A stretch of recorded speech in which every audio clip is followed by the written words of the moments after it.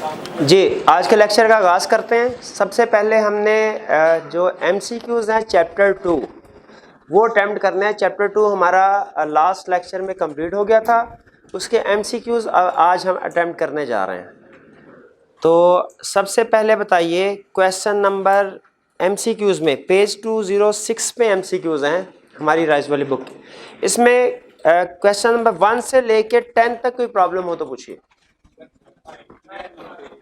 9 में वगैरह, if the demand equation for a good is quantity demanded is equal to 20 minus p and the supply equation is quantity supplied is equal to 6 plus 1.5 p and the price is set equal to 2.4 above the equilibrium level, there will be an access.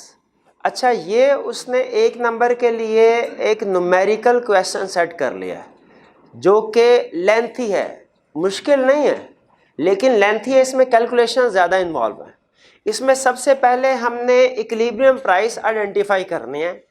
Equilibrium price कैसे identify करेंगे, उसके लिए हमें quantity demanded is equal to quantity supplied रखना पड़ेगा। आपको पता है कि इक्विलिब्रियम प्राइस आइडेंटिफाई कैसे होती है। इक्विलिब्रियम प्राइस कौन सी होती है, यहाँ पे demand is equal to supply होगी। तो यहाँ पे फर्ज कीजिए कि अगर quantity demanded is equal to quantity supplied है, अब हम इस इक्वेशन की को इसमें पुट कर देते हैं। Quantity demanded is equal to 20 minus p is equal to quantity supplied is equal to 6 plus 1.5 p. ये इक्वेशन समझ आती है आपको। हमने इक्विलिब्रियम प्राइस आइडेंटिफाई करने के लिए डिमांड और सप्लाई दोनों को इक्वल रख दिया, दोनों को इक्वल रख दिया। अब देखिएगा यहाँ पे कि इस इक्वेशन को सिंपल सॉल्व करना है हमने। ये 6 इधर आके माइनस हो गया, 20 माइनस 6 ये क्या हो गया 14, पी माइनस उधर जाके प्लस हो गया 2.5 पी।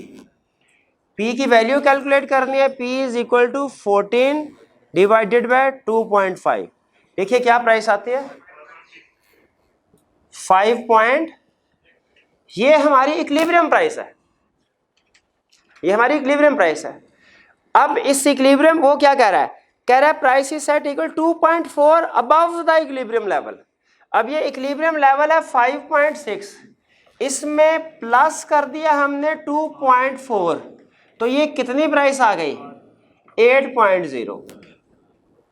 कहता है 8 आपके पास प्राइस आ गई। अब इस प्राइस पे बताइए कि कितनी एक्सेस होगी। अब इस प्राइस पे हमने क्वांटिटी डिमांडेड कैलकुलेट कर लेनी है, इस प्राइस पे हमने क्वांटिटी सप्लाइड कैलकुलेट कर लेनी है। जरा कैलकुलेट कीजिए, फार्मूला आपके पास ये है। इस प्राइस 8 पे क्वांटिटी डिमांडेड कितनी होगी 20 माइनस 8 12, क्वांटिटी सप्लाइड कितनी होगी 6 प्लस 1.5 इंटू 8 12 18, तो ये 18 है और यहाँ पे 12 है। तो बताइए सप्लाई कितने से ज्यादा हुई 6 से। सप्लाई बी ऑप्शन करेक्ट है। पहले हमने दोनों को इक्वल रख के इक्विलिब्रियम प्राइस निकाली, फिर उसने कहा इक्विलिब्रियम प्राइस नहीं है मार्केट में चल रही बल्कि 2.4 ज्यादा है, हमने ऐड करके मार्केट में जो करंटली प्राइस चल रही है वो निकाल ली। कहता है बताओ इसमें फर्क कितना है, सप्लाई और डिमांड का कितना फर्क है। तो इस प्राइस पे सप्लाई कैलकुलेट की कितनी है, इस प्राइस पे डिमांड कैलकुलेट की कितनी है। हमें पता चला सप्लाई ज्यादा है 18 और डिमांड कम है 12, तो डिफरेंस सरप्लस कितने का आया 6 यूनिट्स का। मैकेनिज्म समझ आया कैसे कैलकुलेशन की हमने, क्लियर है। चलिए इसके अलावा कोई क्वेश्चन, इसके अलावा कोई 1 से 10 तक कोई क्वेश्चन नहीं है जी। 5 क्वेश्चन नंबर 5 कह रहा है during the year a flood destroyed significant portion of agriculture land used to produce rice. Significant portion जो है वो हमारा फ्लड की वजह से एग्रीकल्चर लैंड का डिस्ट्रॉय होगा। What would be the short run effect on supply diagram for rice. Supply की डायग्राम पे क्या फर्क पड़ेगा? अब देखें सप्लाई इंक्रीज हो रही है कि डिक्रीज हो रही है? डिक्रीज हो रही है। अच्छा, प्राइस की वजह से या नॉन प्राइस फैक्टर्स की वजह से? नॉन प्राइस फैक्टर्स की वजह से। तो इसका मतलब है ये लेफ्टवर्ड शिफ्ट होगा, ठीक है, a shift to the left of supply curve. C option correct है। मूवमेंट तो नहीं होगी ना, क्योंकि नॉन प्राइस की वजह से है। और राइट भी, राइटवर्ड में शिफ्ट नहीं होगा। राइटवर्ड तो तब शिफ्ट होता है जब सप्लाई बढ़ रही हो, यहां पे तो सप्लाई कम हुई है, तो ये लेफ्टवर्ड शिफ्ट होगा। क्लियर हो गया जी? और कोई क्वेश्चन? जी बिल्कुल। चलिए 11 से 20 तक, 11 से 20 तक कोई क्वेश्चन पूछना चाहते हो? 15 number, correct. What should be the effect of A tax on the price received and quantity supplied by firm? अगर टैक्स इंपोज किया जाए किसी चीज पे तो प्राइस और क्वांटिटी पे क्या फर्क पड़ेगा? अब देखें, आपके जहन में जब कभी वो इफेक्ट पूछे इक्विलिब्रियम पे, आपने या तो रफ सी साइड पे डायग्राम बनानी है छोटी, या अपने जहन में डायग्राम बनानी है। कि अगर हम अपने जहन में डायग्राम बनाएं इक्विलिब्रियम की और फिर टैक्स इंपोज करें, तो बताइए टैक्स जो है ये डिमांड को इफेक्ट करते हैं सप्लाई को? इसका डिटर्मिनेंट है, ये सप्लाई का डिटर्मिनेंट है। टैक्स इंपोज करने से सप्लाई पे क्या फर्क पड़ता है? कम हो जाती है। लेफ्टवर्ड शिफ्ट या राइटवर्ड शिफ्ट? Leftward shift. तो खुद बताइए प्राइस पे क्या फर्क पड़ेगा? इंक्रीज हो जाएगी। और क्वांटिटी पे डिक्रीज हो जाएगी। तो इसमें कौन सी ऑप्शन हमारी करेक्ट हुई फिर? बेटा बी ऑप्शन करेक्ट। क्लियर हो गई ये बात? इसके अलावा 20 तक, 20 तक कोई प्रॉब्लम नहीं है। चलिए नेक्स्ट 21 से 30 तक, 21 से 30 तक कोई problem? 22, which causes the demand curve for a good to shift to the right? वो कह रहा है इसमें से कौन सा फैक्टर है जिसकी वजह से डिमांड कर्व राइटवर्ड शिफ्ट होगा? शिफ्ट को अंडरलाइन कीजिए और राइट को अंडरलाइन कीजिए। शिफ्ट का वर्ड हमें यह बता रहा है कि ये कोई नॉन प्राइस डिटर्मिनेंट होगा, और राइट का मतलब यह बता रहा है कि इससे इंक्रीज हो रहा होगा, डिमांड इंक्रीज हो रही होगी। ठीक है। पहला, decrease in the cost of production. भाई ये तो डिमांड कर्व का डिटर्मिनेंट है ही नहीं, ये तो सप्लाई का डिटर्मिनेंट है, इररेलेवेंट है, एक्सक्लूड कर दें। Next, A fall in the price of the good. Price of the good से डिमांड बढ़ती जरूर है, लेकिन उसे शिफ्ट नहीं कहते, उसे मूवमेंट कहते हैं। ये ऑप्शन भी गलत हो गई। C, an increase in the price of complementary good. अब कंप्लीमेंट्री गुड की प्राइस इंक्रीज होगी तो उसकी अपनी डिमांड डिक्रीज हो जाएगी। हमारी मेन गुड ने कंप्लीमेंट्री गुड के साथ चलना है, इसकी भी डिमांड डिक्रीज हो जाएगी।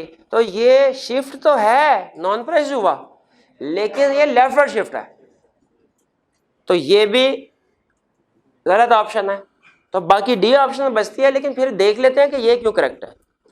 कहते हैं increase in the price of substitute good.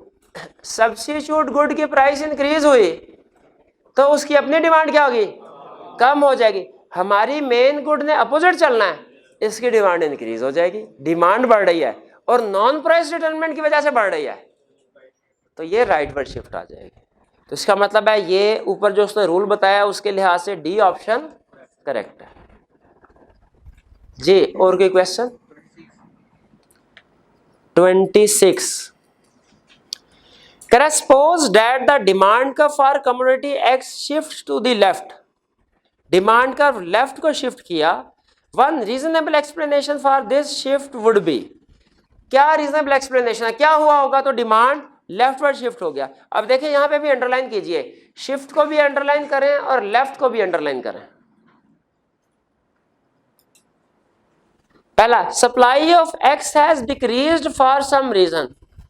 अब देखें सप्लाई डिक्रीज, क्या डिमांड के डिटर्मिनेंट्स में हमने कहीं पढ़ा था सप्लाई को? तो ये तो डिमांड का डिटर्मिनेंट है ही नहीं, irrelevant. B the price of x has increased so people have decided to buy less of it than they did before. अब देखिए प्राइस इंक्रीज होने से शिफ्ट तो नहीं आता, वो तो मूवमेंट आती है। ये ऑप्शन भी गलत हो गई। आगे सी की तरफ चलते हैं। Consumer taste have shifted in favour of this community. अच्छा, कंज्यूमर टेस्ट की वजह से डिमांड में शिफ्ट जरूर आता है, लेकिन वो हमें बता रहा है कि फेवर में शिफ्ट हुआ है। इसका मतलब क्या है? Demand increase, rightward shift हुआ होगा।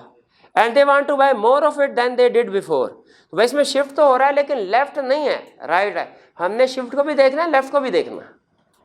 D price of x has fallen so people have decided to buy more of it than they did before. गलत। एक तो ये मूवमेंट है और प्राइस एक्स डिक्रीज होने से डिमांड इंक्रीज होती है, और ये प्राइस की वजह से वैसे भी चेंज मूवमेंट कहलाता है, ये भी गलत। तो हमारे पास अब e option, none of these events. Correct option क्या हुई? None of these event. अच्छा, एक चीज ध्यान में रखिएगा, समटाइम कुछ एमसीक्यूज में लास्ट ऑप्शन होती है all of the above. A option दी, बी दी, सी दी, डी में ऑल ऑफ द अबव कहा।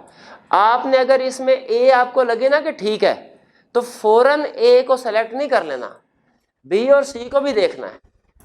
ऑल ऑफ द अबव का मतलब है ए भी ठीक होगी, बी भी होगी, सी भी होगी। समटाइम ऐसे होता है, ठीक है।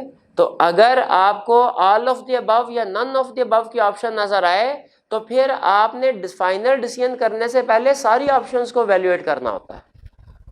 ये ना ए भी ठीक हो, बी भी ठीक हो, सी भी ठीक हो, और आप ए या बी को टिक लगा के आ जाए, तो पता चले D option all of the above करने थे। तो इस चीज का ध्यान रखिएगा जी। और कोई क्वेश्चन? 27 वो कह रहा है 4 of the 5 events described below might reasonably explain why the demand for beef has shifted to a new position। shifted को अंडरलाइन कीजिए, राइट वर्ड लेफ्ट वर्ड नहीं उसने मेंशन किया, शिफ्ट को किया है। कह रहा है which one is not a suitable explanation. कहता है इन जो 5 एग्जाम्पल मैंने दिए ना, इनमें से 4 के केस में तो बीफ की डिमांड में शिफ्ट आ रहा है, या राइट वर्ड आ रहा है या लेफ्ट वर्ड आ रहा है, मेंशन नहीं किया उसने, शिफ्ट आ रहा है। एक में शिफ्ट नहीं आ रहा। बताइए वो कौन सा फैक्टर है जिसकी वजह से शिफ्ट नहीं आ रहा, हमने ये बताना है। क्वेश्चन समझ आ गया? The price of some good which consumers regard as substitute for beef has risen. उसकी प्राइस इंक्रीज हो गई सब्स्टिट्यूट की, उसकी अपनी डिमांड डिक्रीज हो गई, और बीफ जो है इसकी डिमांड, राइट वर्ड शिफ्ट आएगा, शिफ्ट आ गया। इसका मतलब है ये हमारी ट्रू ऑप्शन है, हमने रॉन्ग ऑप्शन ढूंढनी है।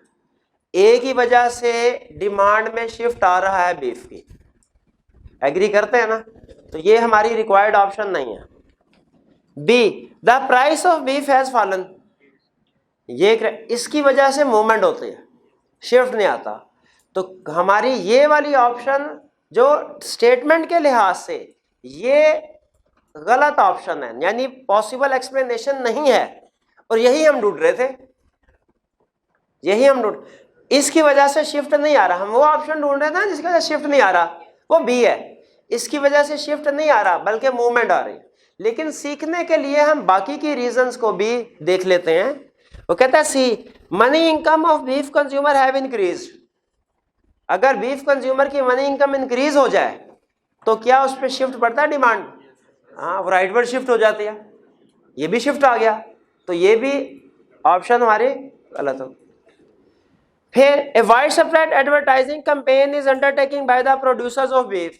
एडवर्टाइजमेंट से भी डिमांड का शिफ्ट करता है, इससे भी शिफ्ट हो रहा है। हमने तो वो ढूंढने थे जिससे शिफ्ट ना हो रहा हो। और E there is change in people's taste with respect to beef, इसमें भी शिफ्ट आ रहा है। तो हमारी वो जो ऑप्शन जिसमें शिफ्ट नहीं आ रहा वो बी ऑप्शन है, उसमें शिफ्ट नहीं आ रहा बल्कि मूवमेंट हो रही है। जी क्लियर हो गया भैया? और की क्वेश्चन? 25 कहता है law of downward sloping demand holds that. Downward sloping demand, law of demand क्या कहता है? A surplus of good will cause price to fall, कि जब गुड्स का सरप्लस होगा प्राइस कम हो जाएगी। गुड्स सरप्लस में होंगी, प्राइस कम। बात ठीक है, लेकिन क्या लॉ ऑफ डिमांड ये बताता है? ये तो नहीं बताता। बात ठीक, बात गलत नहीं की उसने, लेकिन लॉ ऑफ डिमांड ये नहीं बता रहा। फिर दूसरी ऑप्शन कह रहा है people normally buy more of a good as their income rises. बात ठीक कर रहा है, लेकिन लॉ ऑफ डिमांड तो ये नहीं बताता। Quantity of a good that consumer willingly purchase increases as the price of the good fall. ये बात भी ठीक कर रहा है और लॉ ऑफ डिमांड भी यही बताता है, तो ये ऑप्शन करेक्ट है। लेकिन सीखने के लिए डी ऑप्शन भी देख लेते हैं। The quantity of a good purchase will decrease if it goes out of style और is replaced by something of better quality. बात ठीक है, लेकिन लॉ ऑफ डिमांड ये तो नहीं बताता। तो क्वेश्चन में उसने कहा था law of downward sloping demand holds that, क्या स्टेट करता है, क्या बताता है? तो वो सी स्टेटमेंट को बताता है। जी भैया क्लियर हो गई बात? और कोई क्वेश्चन? 31 से ऑनवर्ड 40 तक, 31 से 40 तक कोई क्वेश्चन? 36? अच्छा 36 कहता है let the initial price of a good to be ₹5 if buyer wish to purchase 4000 units per week at that price while seller wish to sell 5000 units per week, then price will tend to increase in future. Price पे क्या effect होगा?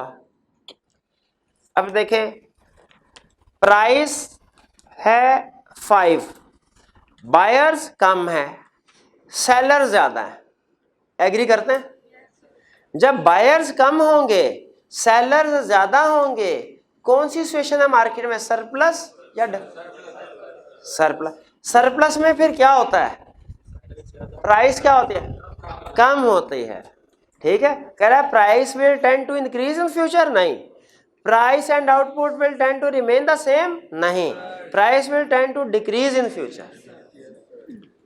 ठीक है, something is wrong, this could not happen, नहीं happen हो सकता है, ये होता भी है। सरप्लस शॉर्टेज इसी चीज का नाम है जी। 31 से 40 तक और कोई क्वेश्चन? कोई क्वेश्चन नहीं है। 41 से एंड तक 48, ये गलती से शायद 58 लिखा गया है, इसको 48 कर लीजिएगा। तो 48, पहले 48 उन्होंने कहा 48 कर लेते हैं। इन्हें मार्केट इकोनॉमी, मार्केट इकोनॉमी किस इकोनॉमी को कहते हैं, इसको अंडरलाइन कीजिए। फ्री इकोनॉमी को मार्केट इकोनॉमी कहते हैं। और फ्री इकोनॉमी किसको कहते हैं, जिसमें गवर्नमेंट इंटरफेयर ना करे। वो कहता है the short run reaction to a shortage of commodity after an increase in demand will be that. वो कहता है शॉर्टेज, कमोडिटी की शॉर्टेज हुई है, इसकी वजह से क्या होगा फिर, अगर शॉर्टेज है, हो गई किसी इकोनॉमी में क्रिएट हो गई शॉर्टेज, तो प्राइस पे क्या फर्क पड़ेगा, प्राइस बढ़ेगी। अच्छा, प्राइस जब बढ़ेगी तो मुझे बताइए क्या इससे लोगों की कॉस्ट पे भी कोई फर्क पड़ता है? डिमांड बढ़ी किसी चीज की, उसकी वजह से उसकी प्राइस बढ़ गई, क्या इससे कॉस्ट पे कोई फर्क पड़ता है? कॉस्ट तो वही रहती है उनकी। तो इसका मतलब है प्राइस भी बढ़ेगी और प्रॉफिट भी बढ़ेगा। ठीक है, प्राइस भी बढ़ेगी और प्रॉफिट भी बढ़ेगा। तो करेक्ट ऑप्शन है डी जी। और कोई क्वेश्चन?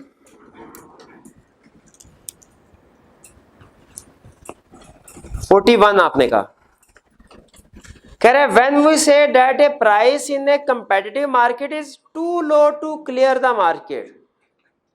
ठीक है, जो इक्विलिब्रियम प्राइस होती है ना, जहां पे डिमांड और सप्लाई इक्वल होती है, उससे क्लियरिंग प्राइस भी कहते हैं। आपने शायद वो नोट्स में पढ़ा होगा, ये टर्म यूज हुई है, क्लियरिंग प्राइस।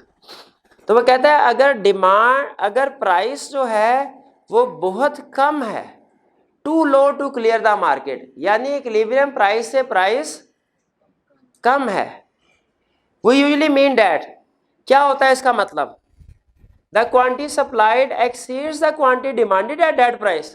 क्या इसका ये मतलब है कि इक्विलिब्रियम प्राइस से ध्यान में रखिएगा, इक्विलिब्रियम प्राइस से प्राइस नीचे है, कम है, तो इसका क्या मतलब है, क्या चीज ज्यादा है, डिमांड ज्यादा है।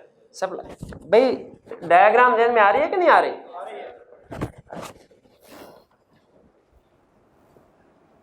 ये क्वांटिटी, ये प्राइस, ये है इक्विलिब्रियम प्राइस, जिसे मार्केट क्लियरिंग प्राइस भी कहते हैं। कहता है इससे टू लो है, लो नीचे डाउनवर्ड, ये है इस वक्त price.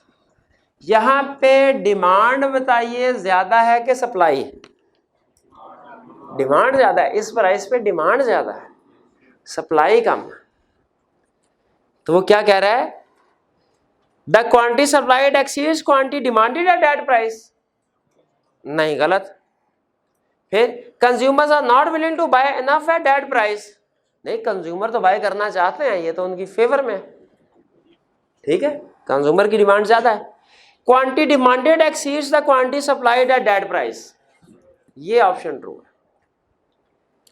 Know producer can cover cost of production at that price. नहीं, इसका ये मतलब नहीं है, क्योंकि बाज़ औक़ात मार्केट प्राइस से कम प्राइस हो फिर भी कंज्यूमर को वारा खा रही होती है, वो उस पर भी सेल कर रहे होते हैं, ठीक है। तो इसीलिए यहां पे करेक्ट ऑप्शन हमारी क्या होगी?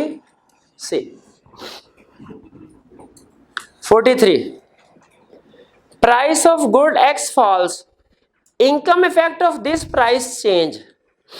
अब देखें, प्राइस ऑफ गुड एक्स जो है वो कम हो गई, ठीक है। इसका हमने देखा था जब प्राइस, लॉ ऑफ डिमांड में, कि जब प्राइस कम होती है और डिमांड ज्यादा हो जाती है, ठीक है। इसके दो, एक इनकम फैक्ट होता है, एक सब्स्टिट्यूशन इफेक्ट होता है। इनकम फैक्ट क्या है? Existing consumer will buy more. Substitution fact क्या होता है? दूसरी प्रोडक्ट के कंज्यूमर चीपर गुड की तरफ शिफ्ट करेंगे। कहता है will usually cause X purchases to increase. क्या एक्स की परचेज इंक्रीज होंगी? अगर price of good X fall कर जाए, कम हो जाए, क्या एक्स की परचेज इंक्रीज होंगी? बिल्कुल होंगी। तो करेक्ट ऑप्शन ये है, लेकिन दूसरी भी पढ़ लेते हैं। Will usually cause X purchases to decrease, गलत। प्राइस कम हुई है तो परचेजेस जो है वो बढ़ेंगी। मे कॉज एक्स परचेजेस इधर टू इंक्रीज और डिक्रीज। नहीं नहीं, जब प्राइस कम होती है तो इंक्रीज ही होती है, अनलेस के वो कोई गिवन गुड हो। लेकिन गिवन गुड होती तो यहाँ पे मेंशन करता, वो उसने इसके बारे में नहीं बताया, इसका मतलब ये नॉर्मल गुड है। By definition neither increase not decrease X purchases. नहीं, गलत है। Will not apply since income facts refer to change in spendable income not to price change. नहीं नहीं, ये भी गलत है। याद रखें, क्या प्राइस चेंज की वजह से इनकम इफेक्ट आ सकता है? बिल्कुल आ सकता है, ठीक है। आपको बताया था जब प्राइस डिक्रीज होती है, लोगों की परचेजिंग पावर बढ़ जाती है, वो पहले की निस्बत ज्यादा अमीर हो जाते हैं। तो प्राइस कम होने से भी लोग अमीर होते हैं, रियल इनकम की वजह से। एग्जैक्टली जी। 50 तक और कोई क्वेश्चन? एंड तक। 44, the rise in the price of butter will lead to a leftward shift in the demand curve for butter. क्या ये लेफ्टवर्ड शिफ्ट होगा? भैया बटर की प्राइस इंक्रीज हो जाए, लेफ्टवर्ड शिफ्ट होगा? क्यों लेफ्टवर्ड शिफ्ट क्यों नहीं होगा? प्राइस बढ़ गई है तो डिमांड कम नहीं होगी क्या? तो लेफ्टवर्ड शिफ्ट नहीं होगा क्या? ये मूवमेंट हो रही है, उनको कुछ नहीं पता क्या हो रहा है क्या नहीं हो रहा, ये मूवमेंट हो रही है। B, a rightward shift in the demand curve for butter substitute. Butter के सब्स्टिट्यूट में राइटवर्ड शिफ्ट आएगा, क्या सही कह रहा है? नहीं, बटर की प्राइस इंक्रीज हुई, बटर की अपनी डिमांड क्या होगी? सब्स्टिट्यूट अपोजिट मूव करती है, तो सब्स्टिट्यूट की डिमांड बढ़ेगी नहीं क्या? तो राइटवर्ड शिफ्ट ही आएगा। मूवमेंट कैसे आएगी भैया? सब्स्टिट्यूट है ये तो, ऐसे ना करें यार, सारा चैप्टर पढ़ने के बाद ये बात ना करें। तो ये सबसे, ये बी ऑप्शन करेक्ट है। A leftward shift in the demand curve for butter substitute. कह रहा है बटर के सब्स्टिट्यूट में लेफ्टवर्ड शिफ्ट आएगा। नहीं नहीं, राइटवर्ड आ रहा है, हमने अभी देखा है। नन ऑफ द अबव, तो ये गलत। तो करेक्ट ऑप्शन क्या हुए? क्लियर हो गई? किन्होंने पूछा था? ये क्लियर हो गया भैया? और कोई question? 42, good growing condition for wheat would probably. कहता है अगर एनवायरमेंटल कंडीशन अच्छी हो, जिससे गंदम अच्छी सप्लाई हो जाए, तो क्या होगा? Induce greater demand for wheat yielding a higher price. अगर गंदम वीट जो है उसकी सप्लाई ज़्यादा होती है तो इससे उसकी डिमांड भी ज़्यादा हो जाएगी। नहीं नहीं है, ज़रूरी नहीं है, ऐसा थोड़ी है कि वीट की अगर सप्लाई डबल हो जाए तो हम आज से डबल खाना खाना शुरू कर देंगे, ऐसे तो नहीं होगा। ठीक है, सप्लाई डिमांड का डिटर्मिनेंट नहीं है, तो ये ऑप्शन गलत। B, cause wheat suppliers to move up their supply curves to a higher price. Supply ज्यादा हो गई तो फिर वीट सप्लायर क्या करेंगे, अपना सप्लाई कर्व जो है वो हायर प्राइस कर देंगे। नहीं, याद रखें, जब कभी सप्लाई इंक्रीज होती है प्राइस तो डाउनवर्ड आती है। Cause people to reduce their demand for wheat, नहीं, डिमांड तो डिटर्मिनेंट है ही नहीं, डिमांड जो है सप्लाई डिमांड का डिटर्मिनेंट नहीं है।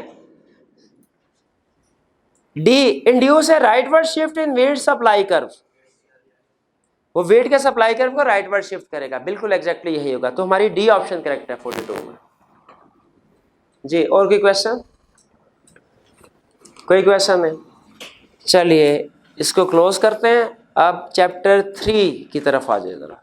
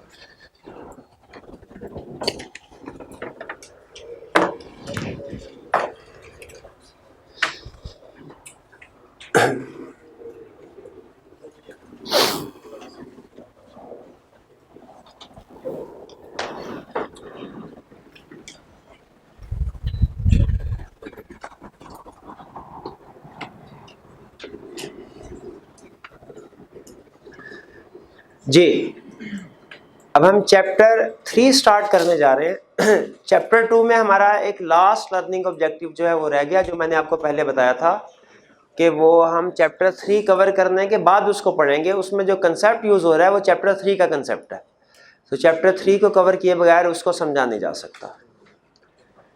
चैप्टर 3 चैप्टर है क्या हमारा, ये है इलास्टिसिटी से रिलेट कर रहा है, elasticity of demand and supply. ठीक है, इलास्टिसिटी है क्या चीज़? देखिए, ये जो हमने चैप्टर 2 में लॉ ऑफ डिमांड और लॉ ऑफ सप्लाई पढ़ा है, ये उसकी एक्सटेंशन है, उसका नेक्स्ट स्टेप है।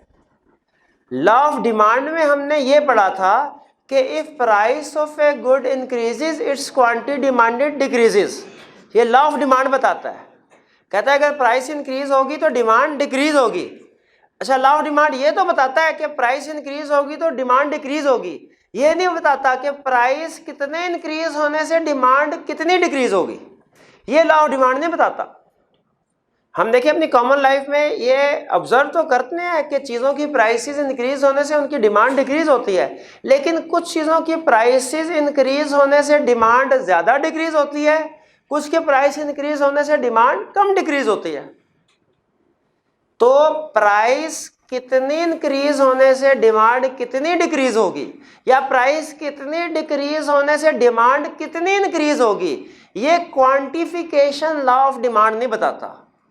लॉ ऑफ डिमांड हमें डायरेक्शन जरूर बता देता है कि प्राइस डिक्रीज होगी, डिमांड इंक्रीज हो जाएगी, लेकिन कितनी प्राइस डिक्रीज होने से डिमांड कितनी इंक्रीज हो रही है, ये क्वांटिफिकेशन हाउ मच का आंसर ये लॉ ऑफ डिमांड नहीं बताता। ये आंसर ढूंढने के लिए हमें टॉपिक स्टडी करना पड़ता है elasticity of demand and supply. ये एक न्यूमेरिकल कैलकुलेशन वाला चैप्टर है, ठीक है। थ्योरेटिकल कंसेप्ट्स भी इसमें है, लेकिन इसमें कुछ कैलकुलेशंस भी इन्वॉल्व होंगे। इससे हमें ये बात पता चली कि एग्जाम में इकोनॉमिक्स के पेपर में हमने कैलकुलेटर भी साथ लेके जाना, उसमें कैलकुलेशन वाले क्वेश्चन आ सकते हैं, ठीक है। तो अब हम पढ़ते हैं इलास्टिसिटी है क्या चीज, elasticity and its types. Study क्या करने जा रहे हैं इस चैप्टर में हम, इलास्टिसिटी क्या है और इसकी टाइप्स क्या है। इलास्टिसिटी का मतलब क्या होता है कि एक चीज के चेंज होने से कोई दूसरी चीज कितना चेंज होगी, इसे कहते हैं इलास्टिसिटी, ठीक है। अगर आप मेरे से पूछें सर बड़ी टाइप्स क्या है इलास्टिसिटी की, तो मैं कहूंगा दो, एक इलास्टिसिटी ऑफ डिमांड और दूसरा इलास्टिसिटी ऑफ सप्लाई। इलास्टिसिटी का मतलब क्या है कि परसेंटेज चेंज इन, किसी एक चीज में percentage change due to percentage change in other thing, इसे कहते हैं इलास्टिसिटी। अगर आप मेरे से कहें सर इलास्टिसिटी ऑफ सप्लाई का क्या मतलब है, इलास्टिसिटी ऑफ सप्लाई का क्या मतलब है, तो मैं कहूंगा percentage change in supply due to percentage change in price. Elasticity of supply का मतलब क्या है, percentage change in supply due to percentage change in price. और अगर आप इसे किसी फॉर्मूला की फॉर्म में लिखना चाहें तो मैं इसको लिखूंगा कुछ इस तरह, सप्लाई को, price elasticity of supply is equal to percentage change in supply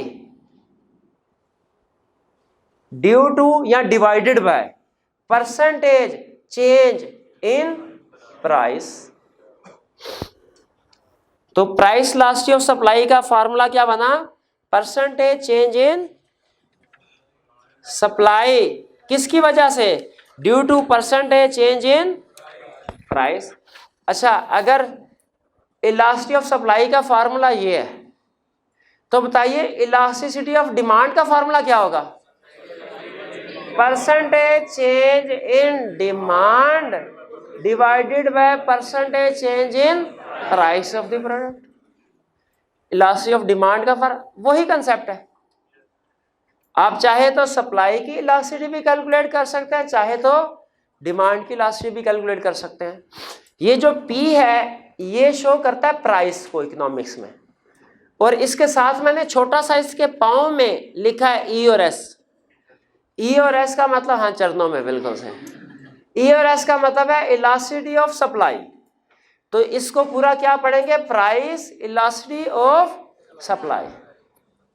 अगर मैं आपसे ये पूछूं कि प्राइस इलास्टिसिटी ऑफ सप्लाई का फार्मूला है percentage change in supply due to या divided by percentage change in price, तो प्राइस इलास्टिसिटी ऑफ डिमांड का फार्मूला क्या होगा, is equal to percentage change in demand due to या divided by percentage change इन,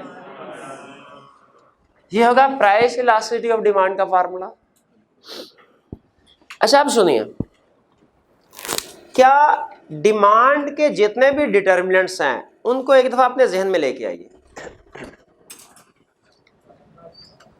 इनमें से कुछ डिटर्मिनेंट क्वांटिफाइबल है, कुछ डिटर्मिनेंट्स ऐसे हैं जो क्वांटिफाइबल नहीं है, जैसे टेस्ट या प्रेफरेंस वगैरह क्वांटिफाइबल नहीं है।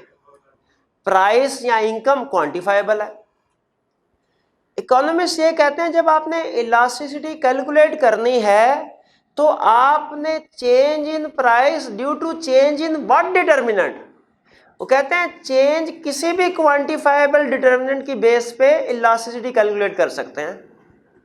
यानी इलास्टिसिटी ऑफ डिमांड कैलकुलेट की जा सकती है प्राइस की बेस पे भी, इलास्टिसिटी ऑफ डिमांड कैलकुलेट की जा सकती है इनकम की बेस पे भी, इलास्टिसिटी ऑफ डिमांड कैलकुलेट की जा सकती है प्राइस ऑफ सब्स्टिट्यूट या कंप्लीमेंट्री गुड की बेस पे भी। ठीक है, तो ज्यादातर जो इलास्टिसिटी ऑफ डिमांड कैलकुलेट की जाती है वो प्राइस की बेस पे ही कैलकुलेट की जाती है, लेकिन याद रखें प्राइस के साथ साथ हम इनकम ऑफ द कंज्यूमर की बेस पे भी इलास्टिसिटी कैलकुलेट कर सकते हैं, हम अदर गुड्स की प्राइस की बेस पे भी इलास्टिसिटी कैलकुलेट कर सकते हैं। ठीक है, तो इलास्टिसिटी सप्लाई की भी कैलकुलेट होती है, डिमांड की भी कैलकुलेट होती है। डिमांड की इलास्टिसिटी कैलकुलेट करने के लिए हमारे पास तीन ऑप्शन हैं, या तो हम प्राइस को बेस बना के डिटर्मिनेंट बना के इलास्टिसिटी कैलकुलेट करें, या हम इनकम ऑफ द कंज्यूमर को बेस बना के इलास्टिसिटी कैलकुलेट करें, या हम अदर गुड की प्राइसेस को बेस बना के इलास्टिसिटी कैलकुलेट करें। जब हम प्राइस को बेस बना के इलास्टिसिटी कैलकुलेट करते हैं डिमांड की, इसे कहते हैं प्राइस इलास्टिसिटी ऑफ डिमांड, और इसे एब्रीविएट किया जाता है PED। ठीक है, जब हम income elasticity of demand, income of the consumer को बेस बना के इलास्टिसिटी ऑफ डिमांड कैलकुलेट करते हैं, इसे कहा जाता है इनकम इलास्टिसिटी ऑफ डिमांड, और इसको लिखा जाता है YED, और ये जो Y है ये बड़ा है, ED जो है वो उसके पाँव में छोटा सा हम लिखते हैं। इकोनॉमिक्स में Y कहते हैं इनकम को, Y का अल्फाबेट यूज होता है इनकम के लिए, P का अल्फाबेट यूज होता है प्राइस के लिए, और X का अल्फाबेट यूज होता है अदर गुड्स को शो करने के लिए, अदर गुड्स को शो करने के लिए। तो ये cross elasticity of demand, cross से मुराद क्या है? Other goods, other goods for example substitute good और complement good, related good, other goods से मुराद related goods. Related good types पढ़ी ना, type of goods, independent good और रिलेटेड गुड्स। रिलेटेड गुड्स में दो तरह की गुड्स आती हैं, सब्स्टिट्यूट गुड और कंप्लीमेंट गुड। तो कुछ समझ आए? जरा रिवीजन करते हैं। मुझे बताइए इलास्टिसिटी का कंसेप्ट क्या है, कि हमने लॉ ऑफ डिमांड को क्वांटिफाई करने जा रहे हैं। इलास्टिसिटी में हम कैलकुलेट करेंगे कि किसी भी गुड की प्राइस चेंज होने से उसकी डिमांड या सप्लाई पे कितना फर्क पड़ता है। अगर हम देख रहे हो प्राइस चेंज होने से सप्लाई पे कितना फर्क पड़ता है, तो इसे क्या कहते हैं? इलास्टिसिटी ऑफ सप्लाई या प्राइस इलास्टिसिटी ऑफ सप्लाई। अगर हम देख रहे हो प्राइस चेंज होने से डिमांड पे कितना फर्क पड़ता है, इसे कहते हैं इलास्टिसिटी ऑफ डिमांड या प्राइस इलास्टिसिटी ऑफ डिमांड। अच्छा, डिमांड जो है उसके डिटर्मिनेंट्स में क्या सिर्फ एक ही क्वांटिफाइबल डिटर्मिनेंट है, प्राइस ऑफ द गुड, या और भी डिटर्मिनेंट है? अब सुनिए, अगर मैं आपसे पूछूं कि इलास्टिसिटी ऑफ डिमांड को एक्सप्लेन करें, अब इलास्टिसिटी ऑफ डिमांड, मैंने ये तो नहीं कहा, अब मैं थोड़ा टेक्निकल डिस्कशन कर रहा हूं आपसे। अगर मैं आपसे कहता हूं इलास्टिसिटी ऑफ डिमांड को एक्सप्लेन करो, मैंने ये तो नहीं बताया प्राइस इलास्टिसिटी ऑफ डिमांड को एक्सप्लेन करो, या इनकम इलास्टिसिटी ऑफ डिमांड को एक्सप्लेन करो, या क्रॉस इलास्टिसिटी ऑफ डिमांड, ये तो नहीं बताया। तो आप अपने आंसर को भी जनरल रखें कि इलास्टिसिटी ऑफ डिमांड क्या है? Percentage change in demand due to percentage change in any determinant, percentage change in demand due to percentage change in. अगर मैं आपसे कहूं प्राइस इलास्टिसिटी ऑफ डिमांड को एक्सप्लेन करो, आप कहेंगे percentage change in demand due to percentage change in. अगर मैं आपसे कहूं इनकम इलास्टिसिटी ऑफ डिमांड को एक्सप्लेन करो, अगर percentage change in demand due to percentage change in income. अगर मैं आपसे कहूं क्रॉस इलास्टिसिटी ऑफ डिमांड को एक्सप्लेन करो, okay, percentage change in demand of good A, हमारी main good, due to percentage change in price of other good. Clear हुआ? तो ये हमारे पास इलास्टिक का बेसिक फार्मूला है या डेफिनेशन है।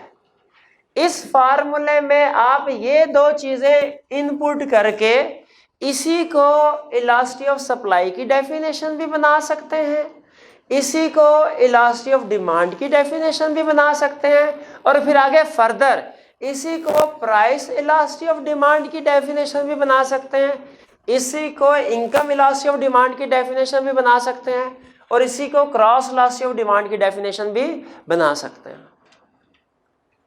अब अगर मैं आपसे ये कहता हूं कि मुझे प्राइस इलास्टिक ऑफ डिमांड का फार्मूला लिख के दो, तो आप क्या लिखेंगे? Price elastic of demand is equal to percentage change in demand. अब चूंकि इलास्टिक ऑफ डिमांड है तो यहां पे डिमांड आ जाएगा। अगर इलास्टिक ऑफ सप्लाई कैलकुलेट कर रहे हुए तो यहां पे सप्लाई आ जाएगा, और यहां पे वो डिटर्मिनेंट आएगा जिसको चेंज करके हम इफेक्ट कर रहे हैं, जो कि डिमांड के केस में या तो होगा प्राइस, या होगा इनकम, या होगा price of other related goods. Price of related goods, इस प्राइस में और इस प्राइस में फर्क है। ये है price of the main good और ये है price of the related goods, और ये इनकम है।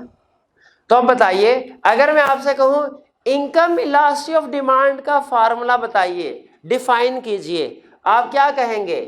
Income elastic of demand Y, income elastic of demand is equal to percentage change in demand due to या divided by percentage change in income of consumer. ठीक है। और इसी तरह अगर मैं आपसे पूछूं क्रॉस इलास्टिक ऑफ डिमांड का फार्मूला बता दो, percentage change in demand divided by percentage change in price of other good. तो समझ आया इलास्टिक का मतलब क्या है? कि ये देखना कि प्राइस में चेंज होने की वजह से डिमांड या सप्लाई में कितना चेंज आता है, या इनकम के चेंज होने की वजह से डिमांड में कितना चेंज आता है, या अदर गुड्स की प्राइस चेंज होने से डिमांड में कितना चेंज आता है। तो ये कंसेप्ट समझ आया आपको? अच्छा, अभी हमने फिलहाल सप्लाई की तरफ नहीं जाना, इस लेक्चर में पढ़ेंगे जरूर, इस लेक्चर में नहीं जाना। क्रॉस इलास्टिक ऑफ डिमांड की तरफ भी नहीं जाना, इनकम इलास्टिक ऑफ डिमांड की तरफ भी नहीं जाना। अब हमने प्राइस इलास्टिक ऑफ डिमांड, इसका एक छोटा सा कंसेप्ट पढ़ना है। ठीक है, प्राइस इलास्टिक ऑफ डिमांड क्या है? तो मुझे बताइए प्राइस इलास्टिक ऑफ डिमांड का मतलब क्या है? Percentage change in demand due to percentage change in price of the good. यह है price elasticity of demand. Price elasticity of demand जो है ये 5 इसकी टाइप्स हैं। Perfectly inelastic, inelastic, unit elastic, elastic और परफेक्टली इलास्टिक। ठीक है, यहां तक क्लियर है? आज के लिए मेरा ख्याल है इतना काफी है। हाँ, कल सुन लीजिए, कल हम स्टार्ट कहाँ से? कल ये मैं सारी डायग्राम आपके सामने नहीं रखूंगा, ये सारी डायग्राम पूरे चैप्टर को कवर करके मैंने बनाई है। कल मैं फोकस करूंगा इसको, तो कल स्टार्ट हमारा यहाँ से होगा। ठीक है, लेकिन ज़हन में रखिएगा कि दूसरे डिटर्मिनेंट को चेंज करने से अदर टाइप भी बन सकती है। जी, आज का लेक्चर यहाँ पे ख़त्म कर